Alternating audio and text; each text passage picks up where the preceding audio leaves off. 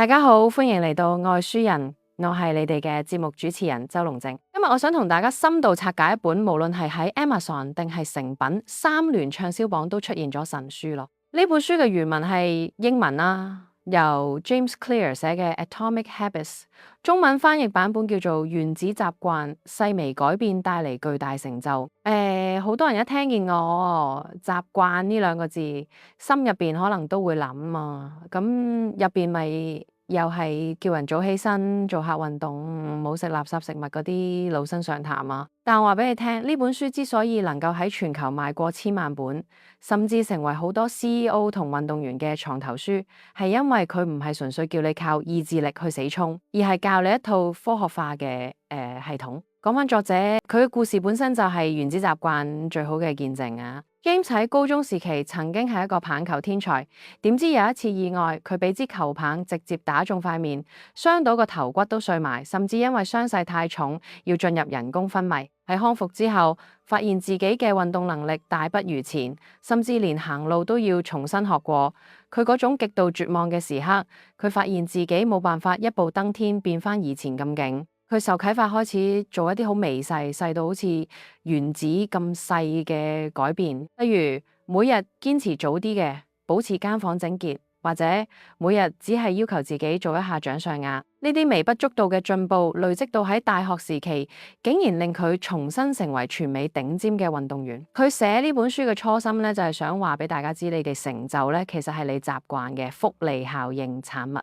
財富有複利，習慣一樣有。好多人想減肥，目標係減10磅，想儲錢，目標係100萬。James Clear 咧指出一個好殘酷嘅真相：參加奧運嘅每個人都有目標想嚟金牌，但點解得一個人嚟到？因為咧贏家同輸家嘅區別唔係目標啦，而係系統。如果你只係望住個目標咧，你只會喺達成之前感到壓力，達成之後感到空虛。真正嘅改變係要建立一套每日運作嘅系統。佢提出嚟習慣迴圈，佢4個層次：提示、渴望、反應、獎勵。我哋用一個現代人最常見嘅衰習慣做例子，玩電話。提示，部電話震咗一下，或者屏幕亮起啦。渴望啦，你想知邊個揾你，你想得到嗰種社交刺激感。反應，攞起電話。獎勵啦，嚟到一個得意嘅 reels 或者信息，你喺多巴胺上升，感到短暫愉悅。咁如果你想改咧，你就要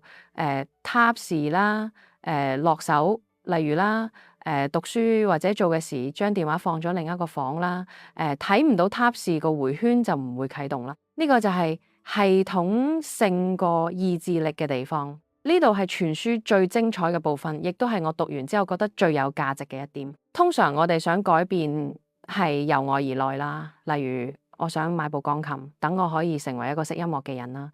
結果咁，但係 James 話咧，真正持久嘅改變係由內而外。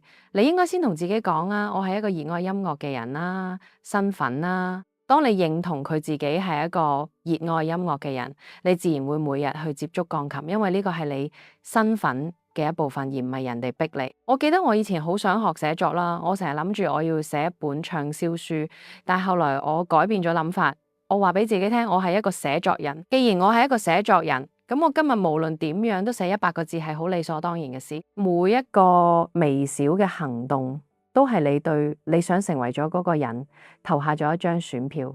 你唔需要每一票都投俾好習慣啦，你只需要贏得大多數選票就夠啦。大家最驚就係開頭好熱血，過2日就放棄。書入邊有2個技巧，我建議大家係筆記低2分鐘法則。好奇 Minute Rule， 無論你想建立咗習慣幾咁大，首先將佢縮細到只要2分鐘就可以完成。想跑馬拉松，你嘅習慣係着對跑鞋行出門口；想寫小說，習慣係寫一句話。只要你肯開始，嗰種啟動阻力就會消失啦。記住，先要有出現，先可以有優化。習慣堆疊 Habit Stacking， 將新習慣掛嘅一個你已經做緊嘅舊習慣後邊。公式係做完舊習慣之後，我會做新習慣。咁譬如話咧，就每日沖完涼舊習慣啦，之後我會即刻讀2頁書新習慣啦。